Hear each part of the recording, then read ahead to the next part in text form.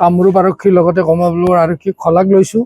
যোৱা 20 তাৰিখে social media যোগে দুজন মানে সমাজ বিৰোধী দুষ্কৃতিকাৰীয়ে সন্মানীয় বিধায়ক কমলপুৰ সমষ্টিৰ মাননীয় দিগন্ত কলিতাৰ একমাত্ৰ ছোৱালী চন্দিমা কলিতাই পেলেষ্টাইনী সমৰ্থনত তথা গোমাংসৰ সমৰ্থনত এটি পোষ্ট তেওঁৰ নামত তেওঁলোকে এটা পোষ্ট দিয়ে আৰু এই পোষ্ট দিয়াৰ পিছতে আমাৰ মাজত হোৱা দোৱা লাগে আৰু এটি তৎপৰতাৰে বিধায়কৰ নেতৃত্বত আমি এইটো অনুসন্ধান কৰোঁ আৰু বিভিন্ন থানাত কেছ দিয়াৰ উপৰি কমলপুৰ থানাত আমি বিধায়ক ডাঙৰীয়াই কেছ দাখিল কৰে।